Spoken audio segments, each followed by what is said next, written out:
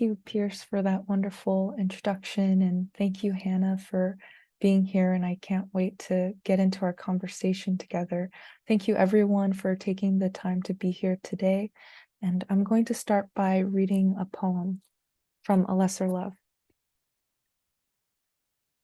Father in his old age.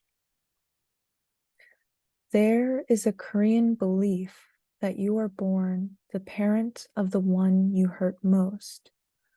Watching my father use chopsticks to split chicken katsu, he confesses that I may be the reincarnation of his own father. We finish our waters in silence and walk home chatting about who to blame for where we are. He says the present is the revenge of the past. Revenge goes too far, I argue. And in our unhappiness, we both want to know we cannot pay enough. Pain becomes meaning. After this life, I fear I'll never meet him again.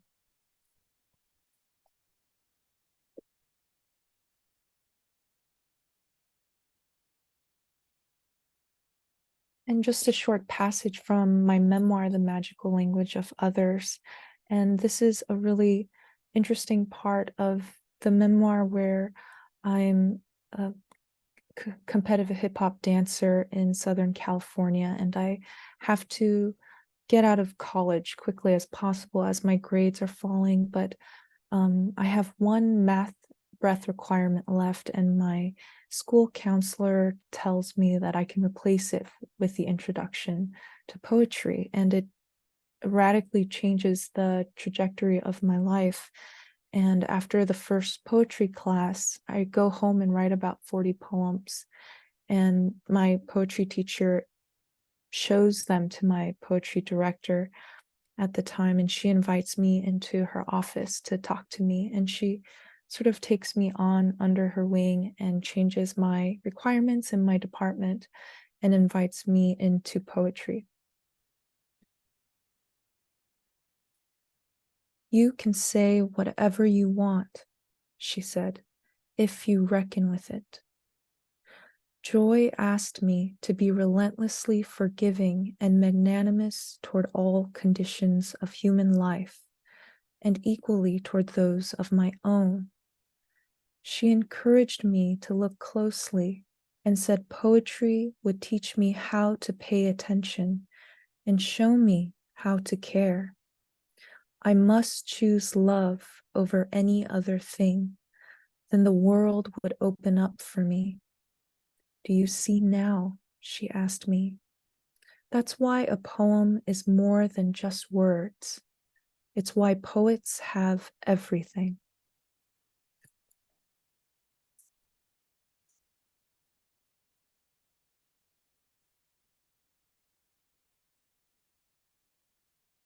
Thank you again for listening. I'm going to read a short passage from the beginning of the novel, The Liberators. And I haven't read this passage before, so I'm excited to share it with you. It's just in the beginning, in the first chapter, in Johan's perspective in 1980 South Korea. And this is, Johan is sort of staying up, waiting for his daughter who's still out, Insuk. And he's speaking to the voice of his late wife, Namjo. And this is really the moment during the military dictatorship that he sees the riots and protests beginning and what would become the South Korean military suppression campaign and the Gwangju Massacre. Curfew was 2 hours past. I switched on the television for the noise. It wasn't enough to drown out the voice of my late wife. How can Insuk show her face to her classmates and teachers? I didn't know, so I raised the volume. The news was censored, nothing but a statement about a civil commotion. The protesters looked about Insuk's age. We all grew up in one house and died in one house. That's normal. You can't buy a new house every time somebody croaks. I thought my wife would have liked a new house away from everyone. On the television, I spotted my employee's youngest son. His school ID hung around his neck. They talk like that because I'm dead. Johan, when you're dead, they won't remember the awful things they said to you. The student protesters had been lined up. Why are they scaring those poor kids? Namjo kept her carriage upright no matter how restless she felt, her hands running along the side seams of her dress. They look like Insuk, don't they? The brigade raised their rifles. I recognized the slight movement before the stillness of their aim. Johan, their stance was so rigid, you could have picked them up and their bodies would have remained in their exact position. Their skin and uniforms, I could tell, reeked of smoke. The light that reflected on their helmets also reflected on their boots. Their fingers relaxed in the crooks of the triggers, all their weight and strength gathered in their jaws with no expressions on their faces. Their eyes dilated as they emptied their cartridges of bullets into the students. Johan, among them, my employee's youngest would leave no record of his arrest and death, and no meaning at all. Perhaps he realized this truth as he looked toward the sky and shook as if his body were a garment on a clothesline. Thank you. Wow. Thank you so much, EJ. It is always a treat to hear you read. And this is my first time hearing you read that passage. And it is one that is really emotionally resonant to me and very connected to my own personal history. And so I just feel so grateful for your words and for everything that you've put into this incredible, whoa, there we go, this incredible novel. I feel so grateful to be speaking with you. Thank you. Well, thank you for coming here tonight and agreeing to chat with me and taking the time to read the book too, so we can talk more about it. But I just want to share that I still remember the first time I met you in the Pachinko writers room.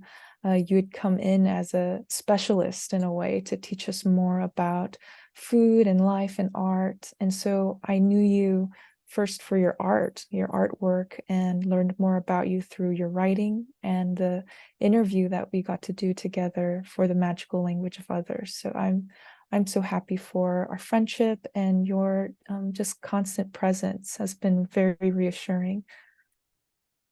Thank you so much, EJ. I feel like your books serve as a guide for me as I continue to make my way through writing. And I'm so glad that you read a passage of your poetry as well as your nonfiction and now part of this novel, because I think that is just such an indication of how truly like poets are have everything.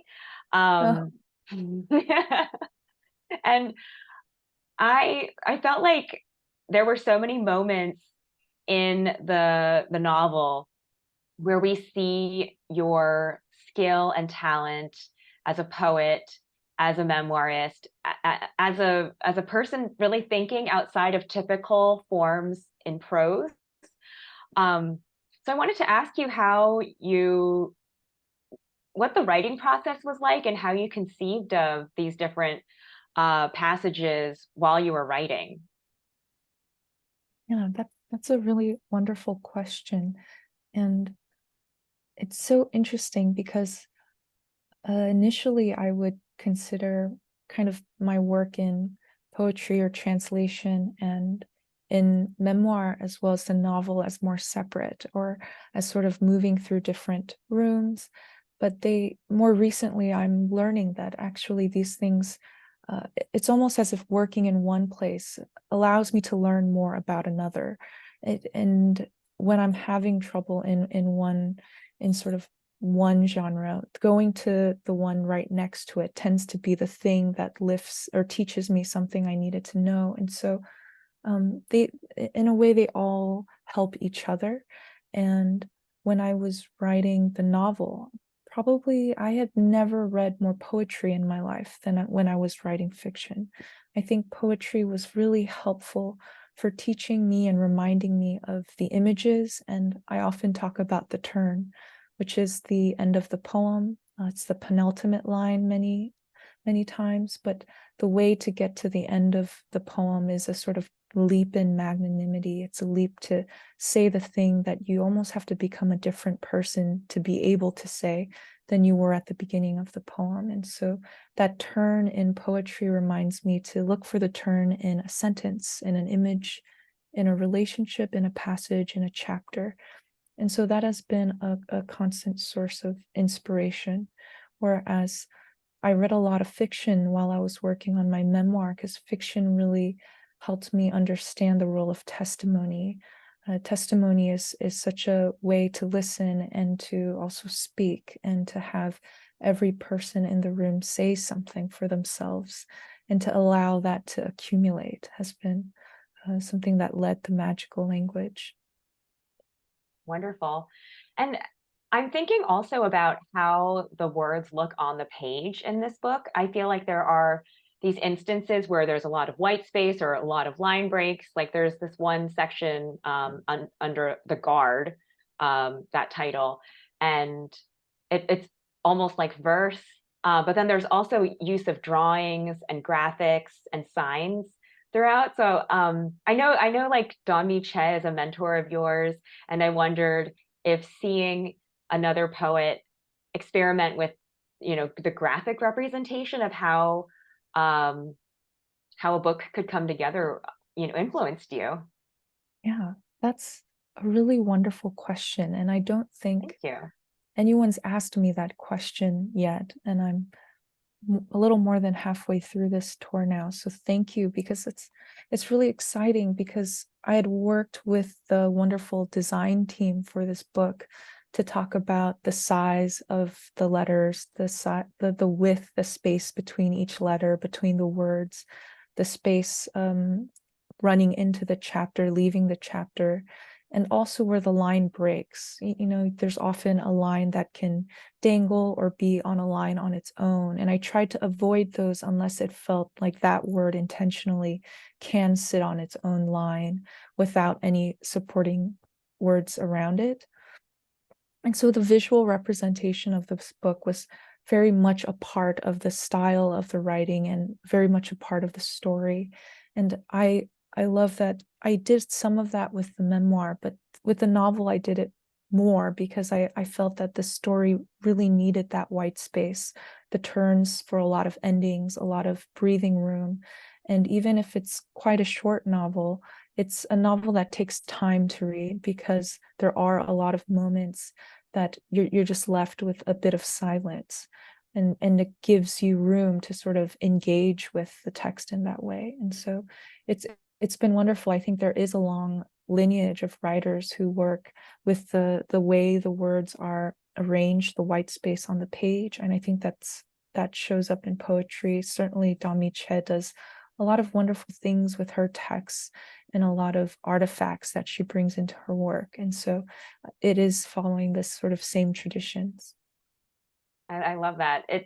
I feel like, you're part of this lineage where you're sort of exploding the definition of what language can be on the page, like how prose can look, how poetry can look, um how so many different forms can blend. And yeah, I'm so blown away by that. You mentioned that the novel is not a particularly long one, but I have to really agree that this is a novel that you want to take time with. This is not something that I breezed through. And part of why I feel like I wanted to give these words so much space was because you cover so much ground. Um, I feel like this novel is touching on various generations worth of Korean and Korean American history. Um, and so I wanted to ask you about how you thought about time as you were piecing together this novel, and how you thought about maybe its timeline, or just the large scope of events that you wanted to include. That's a really great question because I did have someone say to me that the way time functions in the novel is very different than time would typically function in other books, because time is almost a character in the novel. Time is not just the time that we stay with, it's also sort of almost like the weather, it's almost like the wind. It's part of helping us understand and read the scene, especially in one of the characters, Robert's case, where in a way his ideals and his thoughts, the things that he's uh, considered a hero in one era, you fast forward, he becomes more of a radical, more of someone who's full of dissent. And so time is a really interesting way to look into not only the characters and the events from the 1988 Seoul Olympics, the divisiveness of North and South, but also the Sewol ferry accident, and also ways to look at each of the ideas that are being presented, each of the ways that there are different arguments about apology or reconciliation. Yeah, absolutely. I feel like by bringing some of these aspects of history, like I'm thinking of the first inter-Korean summit during Kim Dae-jung's presidency, and how certain moments seem to rhyme throughout history. Like I didn't know then that there was this huge emphasis on the Korean cold noodle dish naengmyeon at that inter-Korean summit. And then of course, more recently, that has definitely echoed again in the more in a much more recent inter-Korean summit. There was this whole resurgence of interest in North Korean Pyongyang naengmyeon, and yeah, I didn't even know until I read your book that that had been something that's been repeated. And that's a wonderful thing to point out, especially Hannah, your specialty with food as well in Korean cuisine, and especially cuisine of the Korean diaspora. And yeah, the food throughout the book is an important place because every bite in a way is some sort of melding of history, culture, geography, of distance and time, and of generations, because the food changes with time, just as Murnengmyeon has changed and its name has changed. But it was an important part. Yeah. Yeah, I really felt that. And um, to connect it to the body, like the different flavors and how like sugar would be incorporated in one setting versus another in mulnaengmyeon. So yeah, I thought it was so interesting. And I really feel that your writing in this book really kind of shows how language can be embodied. Um, I pulled this line from an early passage where Henry says, "I could read the valleys," or and then Johann says at another point, "I wrote my words as if I couldn't live without them, as if I were made of nothing but words." But it feels like words are part of the physical experience for some of these characters, and I feel like you're creating these really interesting echoes throughout the book, and through history. So I wanted to ask you about, you know, how you see language and how you wanted to bring it to print for this novel. Thank you. I'm smiling big. Thank you for noticing that. I really love that. I love it because I know that the book can be quite demanding and asks you to come halfway. And I feel like you're doing that and much more, to be able to see those echoes, to be able to see something like that, because it's subtle, but for you to pick up on it is really joyful for me. Um, it's interesting with language and words between Johann, the first character we meet, and his grandson, Henry. It reminds me a lot about inheritance. And when we often talk about inheritance, even in sort of the work I'd done before, we talk really deeply about the inheritance of grief and violence and pain, and how that can be consuming and how that appears in our bodies. But something that this novel has shown me is that there's also the inheritance of really beautiful things. We also inherit uh, such incredible ways of looking at the world. One of them is resilience, and one of them through Johann and Henry is language, words, reading the valleys as you might read and write with pebbles in a river. And the way they have this relationship, even if they've never met one another, they're sort of divided and separated by generation, time, and geography. There is some sort of communication happening between them, in that everything Henry does changes the meaning of what Johann does and who Johann is. And that not only changes Henry's future and his relationship to the succeeding generations, but also his relationship to the past. So that was really meaningful. And I think just in general, the impact of language on me is similar, in that coming to poetry, at least with my first poetry teacher, poetry really did teach me how to pay attention, that I can focus attention on something, and that attention over time becomes care, and that care over time becomes love. And this way of learning to love through language was a really just an open door for me, an invitation to engage with the world. Yes. I felt like I could see those echoes um, and cycles throughout the book, through different generations, through different relationships. Um, and what I think is one of the most powerful things in these characters and their relationships is the power to change the dynamic, or to choose a different path to create a new kind of cycle, or to break a past cycle. Um, and I don't want to spoil anything, but I feel like, you know, in a lot of the press coverage that I've seen of this book, it talks so the coverage speaks so profoundly about your emphasis on love. And you read the passage from your memoir where you write about magnanimity, um, and so I wanted to ask you about, in this novel, like how you thought about plot movements where people are choosing love, are choosing magnanimity. Because I mean, I think anyone who sees the cover of this novel, like, there are these doves, and of course, doves are such a profound image of peace. Although this moment is very fraught in the novel and in history, but yeah, I just wanted to ask you about, like, how you kind of came up with plot movements that would create these sort of concentric circles. That's a really wonderful question, and especially wonderful to talk about how love is working in the book. And it's hard to talk about without talking about some of the initial questions I had.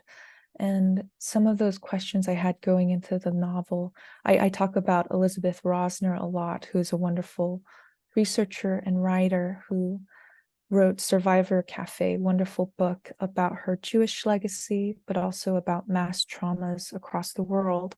And she sort of gathers them and tries to find out, what can we do to reckon with these historical events of mass grief and pain and violence? And in the wake of that, how do we move toward reconciliation? But something she says is that our human lineage, this tenacious lineage we have, is a braid. It's a braid of both reparation and destruction. And those things are often seen as very opposite ideas.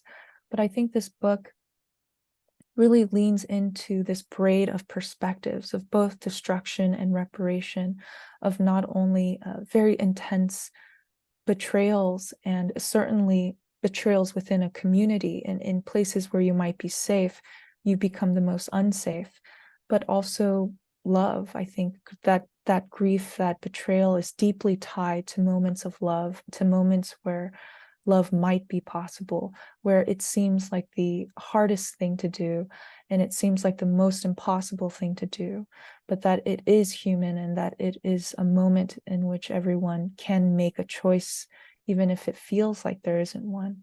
And so many of the characters come to those pivots in their lives, and some of them do choose love and some of them do not. But we also see how that choice affects other people's lives across time and across generation, because I think the book is saying that it matters what you do, who you are right now, the things you're saying, even us sitting across from each other, talking to each other. It matters a lot, actually, and these things reverberate. And so I think that has a lot to do with love. I totally agree. And I feel like this novel serves as a very timely balm right now. Um, the title is The Liberators, and this book is very explicitly focused on the idea of liberation, and within the pages, it's very focused on the Korean Peninsula and its understanding of liberation. But I felt like um, there were moments where you sort of extend outward, where you tie the struggle of Korean liberation to other groups. Like there are moments where you talk about um, reconciliation in Germany. You talk about Langston Hughes and his writing on Black Americans. So I wanted to ask you who you had in mind as you were writing this novel. Like, were you writing for any particular group, or who were you thinking of as your readers? That's so interesting. I think the book came out of a really interesting place. I was working on in the writer's room. As you know, I was doing some screenwriting. And at the same time, I was finishing up my memoir. And I was doing my doctorate research at the university. And so it's interesting, those things seem like they don't relate, but they almost all did the same work. They required the same historical research, the same mining into my own family history, and a lot of looking into artifacts, records, lost archives, and looking at sort of histories from different perspectives between Japan, US, and Korea. But I I think when I was coming from that place, something I noticed, and because of the research, I'm reading a lot of, all of Korean American literature I can find across different genres and works, and as well as Korean literature, as well as work on trauma. But it helped me realize that I don't only want to speak to this work, but I definitely want to contribute to it. And by contributing to it, I can also understand all the books that had to be written for me to be able to write this one, all the questions that were asked before, in order for me to ask the one that I want to ask now. And that by writing this book, it can become almost like a stepping stone into the books that I hope will come after this one, to ask new questions, to ask more about liberation. And so the questions I really had at the time were about these borders, that they're man-made, they're maintained. They're not only built, they're maintained, they're kept. And what happens when you cross those borders, not only between nations and communities, but the borders within ourselves? How do we take them down? Yes. That actually makes me, that idea of the books that have come previously and the books that are coming, you know, following in your footsteps. Um, I wanted to ask you, I know you have read so much, so widely through your PhD, and then also just from your love of literature. You mentioned Elizabeth Rosner's book, Survivor Cafe. Are there any other books that you turn to often, or, if you were making a short reading list for the audience, I mean, what would you include on that list? I know there are so many books to read, but there are some books that I return to quite often. Another is called, I believe, Grieving, Notes from a Wounded Country by Cristina Rivera Garza, I want to say. Really wonderful work about kind of the violence and the reckoning of a terrible pain along the border of US and Mexico. But I think Christina speaks really eloquently to the idea of imagination, how imagination allows us to decide that whatever state of the world we're in today can be different. And what would that look like? Yes, that idea of kind of dreaming of another way, or dreaming of possibilities that others might consider inconceivable. I feel like you do that so much through your work. And just as we continue our conversation, I do want to remind the audience that we'll have some time for Q&A shortly. So please start thinking about your questions and please pop them into the Q&A section as we continue discussing. EJ, when you were talking about just the meticulous attention to detail that went into the visual presentation of this book, I thought that you must have had a really special relationship with your team at Tin House. I know that this is your second book working with your editor, Maisie Cochran. I actually got to meet her in 2021 when I was in Arkansas, and she spoke so glowingly of you, and we both agreed that you are a genius. But I wanted to ask you about that collaborative process in putting a book together and what that relationship is like. Can you tell us about, the bonds that you've built over, these two books that you've done with Tin House? Yeah, I think it's along the lines when I'm teaching or when I'm learning, when I'm the student or when I'm working with Maisie or the design team, is that if I'm sort of the teacher, let's say, or I get to play that role for a moment or lead a workshop, I feel that my work is mainly to firmly hold a belief in every person in the room that we can together, and also each of us can get to where we want to go.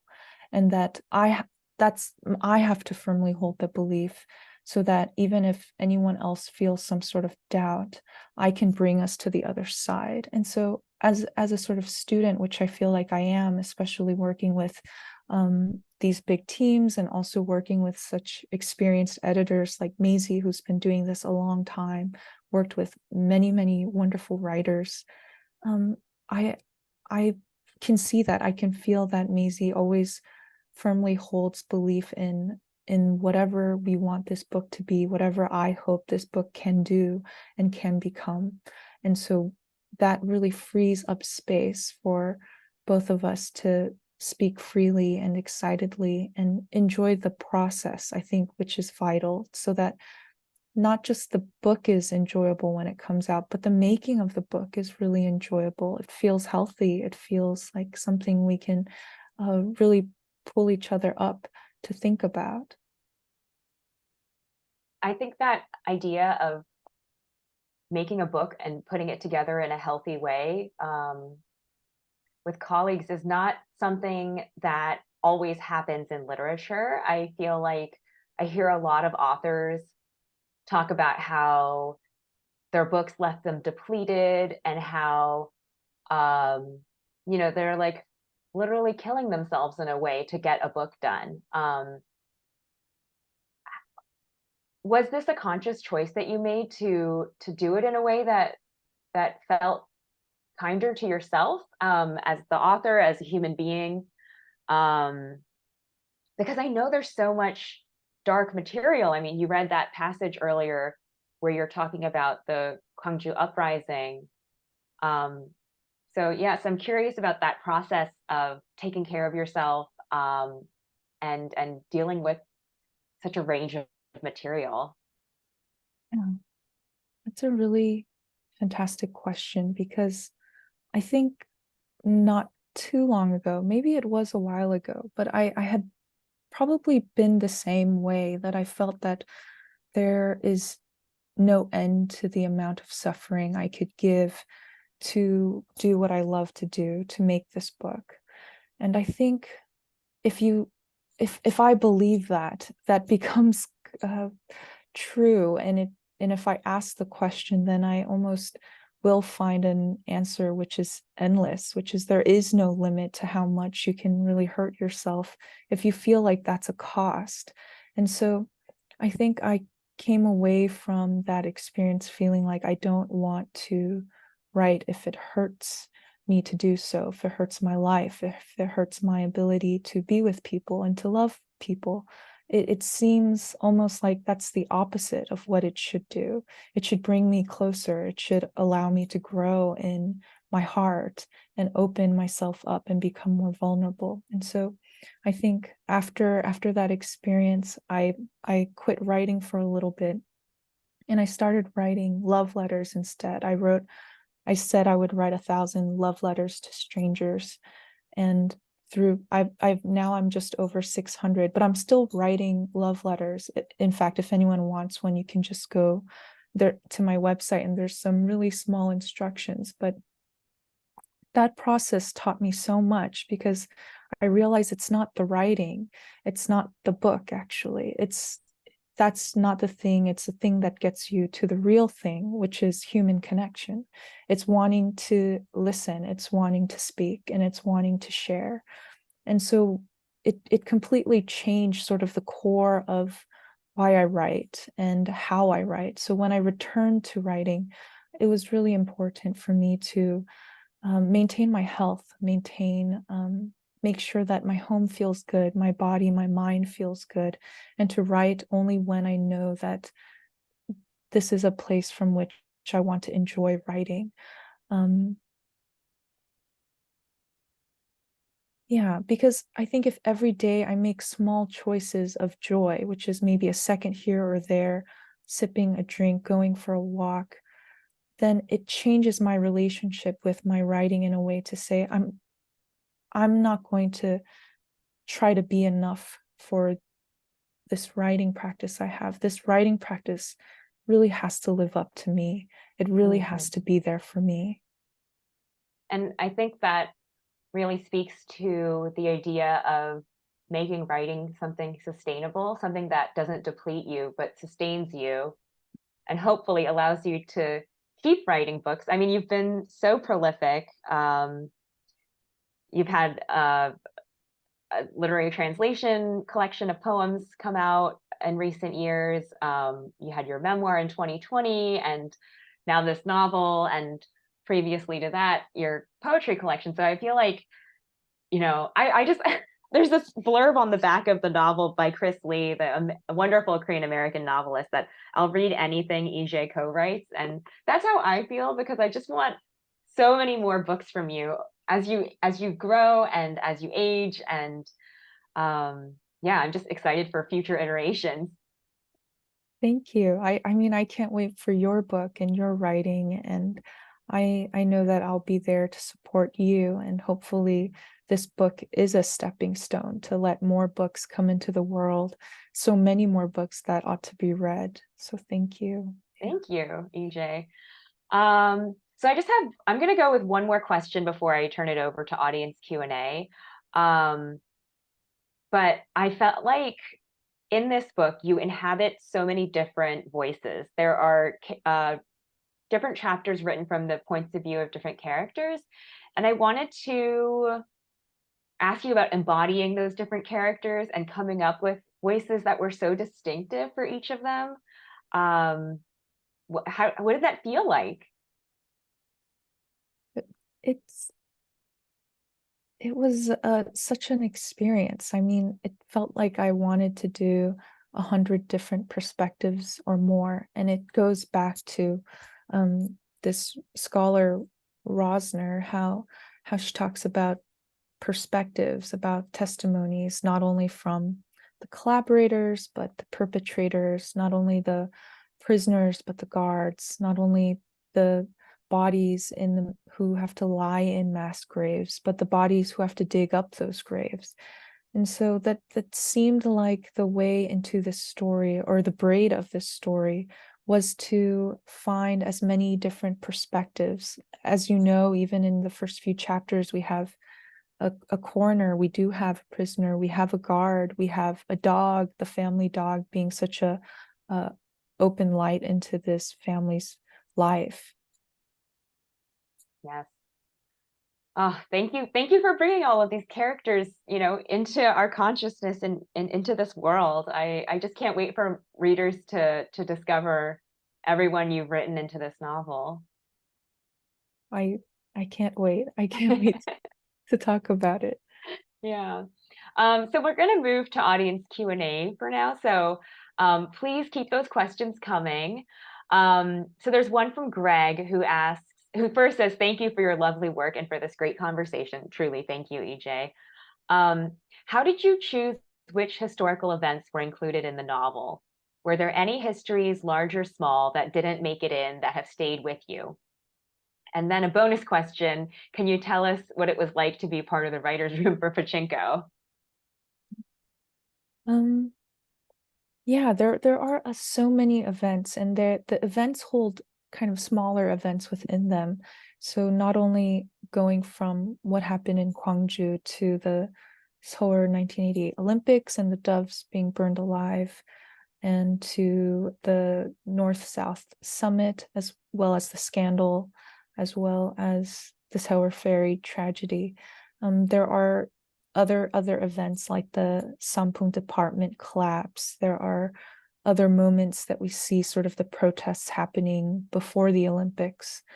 And one that is probably pretty central to the book and to many of the characters is the Japanese repatriation process after surrender.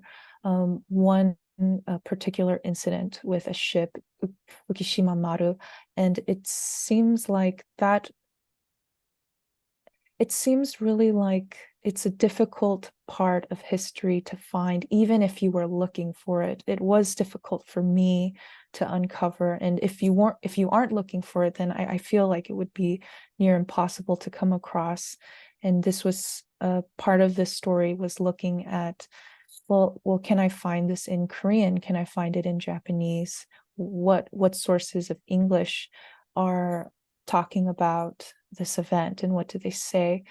And so I think I a lot of the I tried to include as much of that as possible, even the trial process, because I felt it was important to see the aftermath of that and that how that affects the characters today, even if it's something that happened so long ago.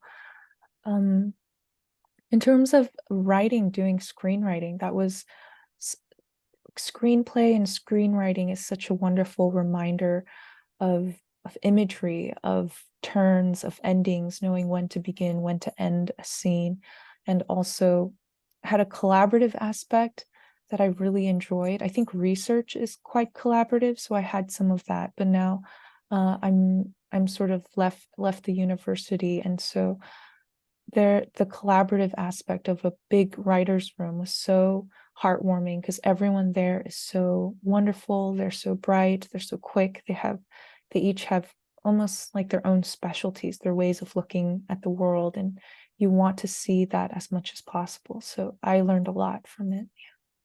That's so exciting. And just to be clear, I only visited once for lunch, and Mhm. but it was just so exciting to see such a range um, of I guess media that the writers worked in. I mean, I've Yeah. seen since meeting some of those individuals, like plays that some of those writers have created, or humor pieces, or satire, and then fiction, memoir. It's really just amazing, like the breadth of creativity that must have been in the room. It's just wonderful to see. I was going to ask you too, Hannah, how that must have been for you and how it was working with everyone.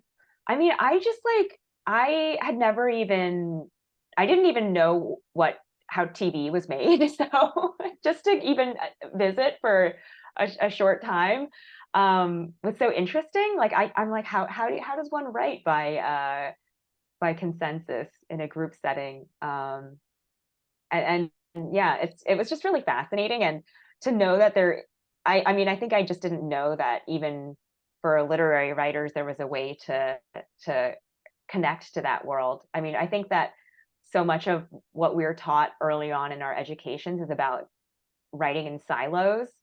um, and that is something that I've really thought about coming from a journalism background, but being able to stretch and finding works like yours that allow my brain to stretch, to allow me to think and dream about what the what words can do, what they can accomplish, and what they can look like on the page. So yeah.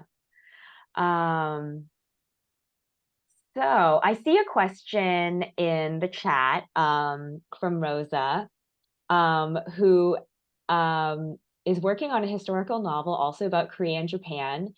And this writer, Rosa, her editor is saying that she should linger on the page more. So EJ, do you have any advice on approaches to writing about parent/child love, romantic love, sibling love? When do you know you've written enough? Oh, hi, Rosa. That's a wonderful question. I think I can't see all the participants, but I believe I just talked to Rosa not too long ago online. So thank you for coming out tonight. It's really interesting, the note about lingering on the page, which can go many ways since I don't know exactly what the conversation is about. But in terms of speaking to love and speaking to the relationships, I think it kind of goes back to what Hannah was saying earlier about, and it also goes back to the braid, which is in these really deep, dark moments, you also find incredible moments of light, incredible moments of love, and being able to hold how complicated that moment can be, that you can, in a very, very dark and difficult scene, especially in my novel, that you can find moments and glimpses of hope. And that hope, because you find it, it suddenly shines really, really brightly. And being able to have that simultaneously with what's going on, or the other way around. I think one assumption is that writing just purely about joy would be a different experience, but I think it's just as difficult, if not more, in some ways, because in moments of joy, what you're looking for are those deep moments of sadness and grief, because these things go side by side. And when you find that little moment of grief, it sort of brings everything down. It makes everything sort of gravitate and circle around it. And so being able to have that simultaneity, being able to complicate the emotions and the moments, but not to take away from the innocence of that experience in each of us, to have complicated, real emotions about whatever's going on, about each other. You could leave someone and love them. We often say things like that. So showing, how does that feel? Where does that sort of come out in that relationship? Yes. There are so many different forms of love that you capture in this novel. Um, gosh, and so many different expressions. I mean, there are like these sensual moments. There are these moments of betrayal, of just pure love. I'm thinking of Henry and Toto, the dog. Yeah, it's just really wonderful to see the scope throughout this novel. I really love Henry and his dog, and that chapter is in Toto and his dog's point of view, and it's really wonderful that the dog is sort of not an additional piece to the work. The dog is its own character and adds its own perspectives and understanding about this family that we all sort of need to see, especially to see Henry grow up, and Henry in a way raised by this dog. Absolutely. Mhm. I'm thinking about what gives you hope, what gives you comfort. I know that you are also a fellow dog lover and owner, or steward. Mhm. um, so I wanted to ask you about, the things that give you lift in your day, or the things that do inspire hope or joy. What are some of those things for you? I think sincerely, it's of course my dog Lily. Toto is based on Ari, who had lost Mhm. not too long ago, and Ari is still, very much a part of me, and I think is why Ari appears in the book. But other moments of joy, real joy, happen with writing love letters to folks, and I don't have a return address, so it really is a one-way correspondence. But sometimes at a in-person reading, someone might come up and say, I'm one of your love letters. And I think it brings such a like vibrant moment between us, because we're strangers, but we shared this ability to love and understand one another, just even for that moment, and to know that, oh, this deeply affected them the way that a letter could affect me. It could really change my life going forward. And so those things, those moments of human connection, of deep human connection, bring me joy. I think the successes of many writers brings me joys when other people are writing, when they're figuring things out, when they realize, oh, I know what I need to do, or I know I can get there. I think all of that becomes a part of the joy I experience.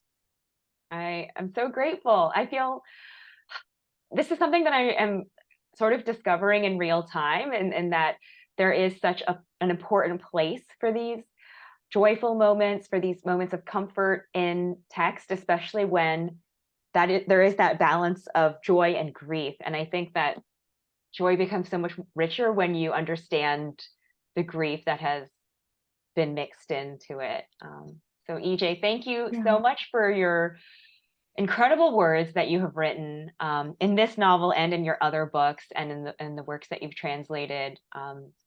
It's been such a privilege to speak with you, and truly a joy for me to hear all about the making of this incredible novel, The Liberators. And I'm so grateful to Pierce and Brookline Booksmith for hosting us this evening. And I would love to encourage everyone to buy lots of books from them, both EJ's and anyone else's, including the other writers that you shouted out during our conversation. Thank you so much, EJ. Thank you, Hannah. That was such wonderful questions, wonderful conversation, observations, and really important themes and topics to talk about right now. So thank you so much for doing this. Thank you, Thank you. Pierce.